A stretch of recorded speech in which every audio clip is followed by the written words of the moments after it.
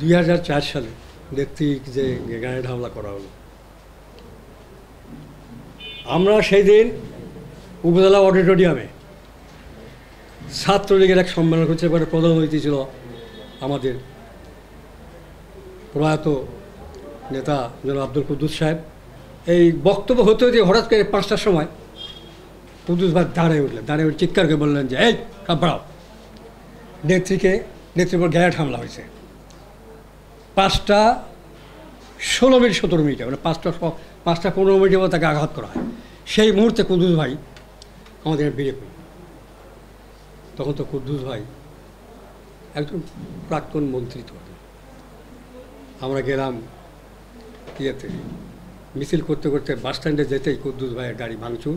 কুদ্দুস ভাইকে আঘাত করে একের পর আঘাত। আমরা তো যাদের মনে তাদের মানে আশেপাশে পালানোর চেষ্টা করলাম। আঘাত করার পর তাকে কোনো রকমে সেভ করে নিয়ে এই পলকের নেতৃত্বে কিছু ছেলে পেলে পরে সংগঠিত রাজশাহী হসপিটাল থেকে সেই গ্রেনেড হামলার আসামি আবার করলো আমাদের ঢাকাতে গ্রেনেড হামলার এখানে আমাদের আসামি করা হলো এই মিছিল করার কারণে, এবং দ্রুত বিচার আইনে মামলা করা হলো। 1 নম্বর আসামি যিনি রাজশাহী হসপিটালে মৃত্যুর সঙ্গে পাঞ্জা লড়ছেন, সে 1 নম্বর আসামি। 2 নম্বর আসামি উনি মারা গেছেন, অ্যাডভোকেট মুজিবুর রহমান চাঁদ। 3 নম্বর আসামি অ্যাডভোকেট জিল্লুর রহমান। 4 নম্বর আসামি আমি। 5 নম্বর জুনায়েদ পলক। এরকম 18 জন আসামি। তারপরে 2001 সালে হারার পরে আমার এই পার্শ্ববর্তী ইউনিয়ন চৌগুড়া ইউনিয়নে 14 বাড়িতে ডাকাতি করা হয়, সব আওয়ামী লীগের হিন্দু পরিবার, এবং শ্লীলতাহানি এবং অনেক কিছু করা হয়।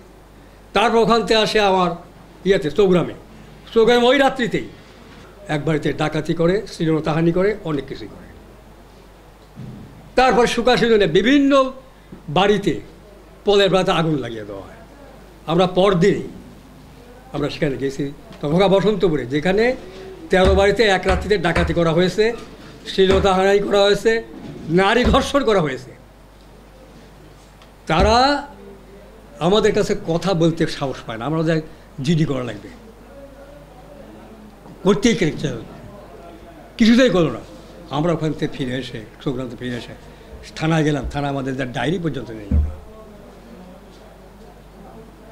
আজ তারা মানবাধিকারের কথা বলে, কোথায় মানবাধিকার ছিল সেদিন?